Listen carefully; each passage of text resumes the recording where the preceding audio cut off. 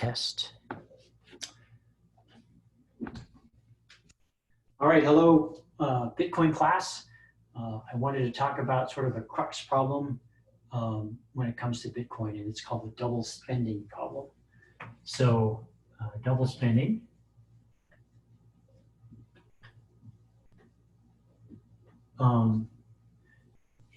Outside of the idea of a central authority, outside of the idea of a central authority, so without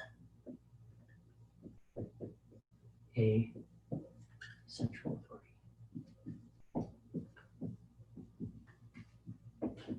So in some sense, this is like the main thing, the central authority is the main thing that banks provide in a traditional banking system. So it's not exactly true. So for example, a consumer can essentially double spend by using a credit card to buy something, and then after the product has been delivered, they can dispute the charges, and typically the merchant loses in that picture, and the money is refunded to the purchaser, and that way you've effectively double spent because you still have the money and you now have the item as well, right? And so therefore you could go spend that money on something else in that case. But at the core of it, the idea of a bank is to make accounts of everything, and therefore there's a ledger, right? Which everybody agrees on, and it agrees on because you trust this central authority to keep track of it. And so they have certain accounts, right? And then balances and dates, right? So you have a certain sequence of events that keep track of who owns what, how much is in each account, and omitting these sorts of plays that happen in the banking system as it stands.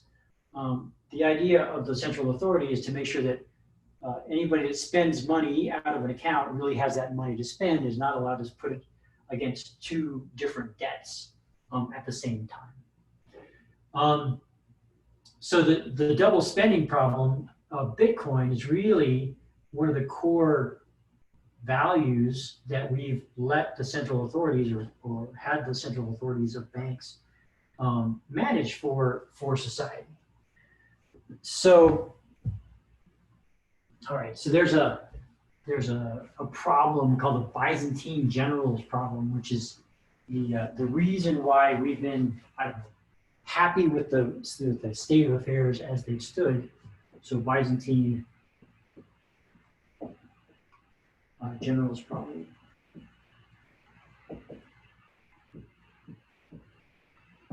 So the idea of this is, imagine, back in the day, you have generals. They can't talk to each other quickly via radio. They all can do is send messages via runners. It's this ground army, and they can't see each other or anything like that. They're all in like different valleys or something like that.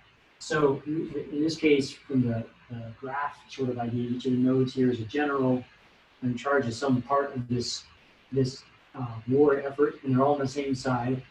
At least they're supposed to be. And then they can send messages to each other. So these are the messages via messengers. And so each one of these is general, and then the Byzantine general problem is, well, what if there's traders in the mix, right? So what if this node, this general is really not on the right side, and maybe they're interested in just getting some sort of incorrect answer out of this global decision about what the next action should take. So there's a theorem that says that this cannot be solved even with one trader. So just one trader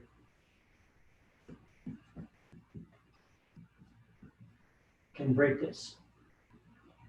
So, and break means that you can't be confident after a deterministic set of steps that the generals take, so that all of the non-trader nodes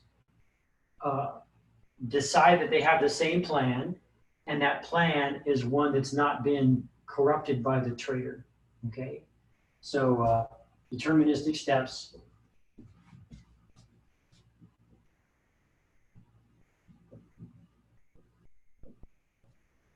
like this, and then have some sort of result where there's a consensus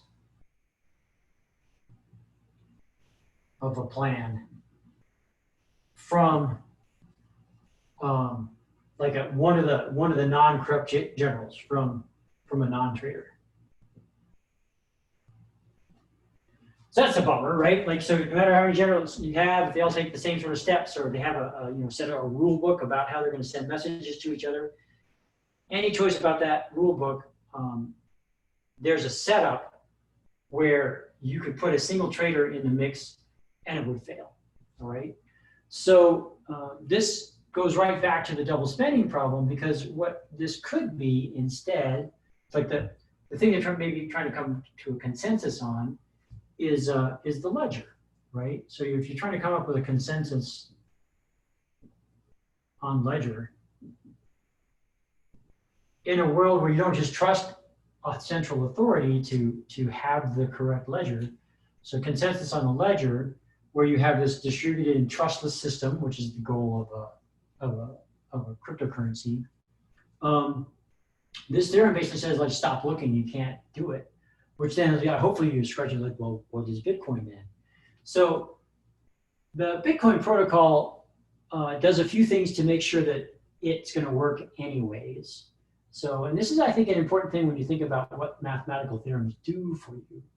So this is a great theorem to have known, and what it would mean that if you're trying to come up with consensus on some sort of a distributed set of rules like this, then you have to be outside of this box of things. All right. So, so Bitcoin achieves a certain amount of consensus. So it has a yes. And so how's that possible if it says it's impossible, right? So it's impossible if it's deterministic. So the first thing to say is it has a lot of randomness. So the two main randomnesses that show up is the reward, the miner's reward, is essentially selected at random.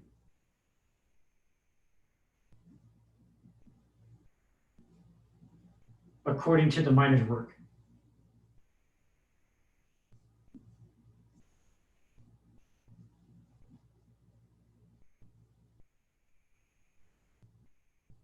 So the more work they do, the more likely they are to get a reward. But if they do very little work, there's a smaller chance that they get a reward.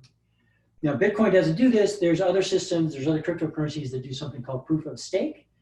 And it's a totally legit system, and it's a similar sort of idea where the reward is also somehow keyed to how much currency in this ledger system the miners have committed to some sort of long-term health of the system. If you can imagine, you could take, I'll pledge $100,000 for the next 10 years, and if I do that, if I promise I won't spend it for 10 years, then you trust that I care about whatever I'm calling dollars, because I've got a stake of $100,000 in that system. So that's called a proof of stake model. Bitcoin does not have that. It uses proof of work, so it's a more of an immediate, how much computational power are you willing to put into it right at the moment. So there's one of them. The other one is in the Byzantine General idea. You're supposed to go through a certain number of steps and then at some point know that you've reached a consensus. And so just the actual consensus time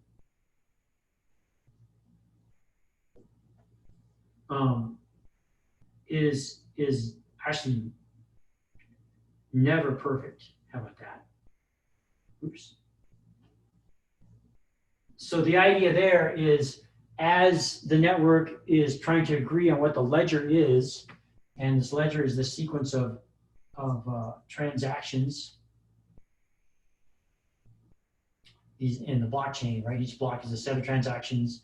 They are chained together roughly 10 minutes apart with a new set of transactions, and this goes on. The idea is you really should not trust this the most recent block on the transactions.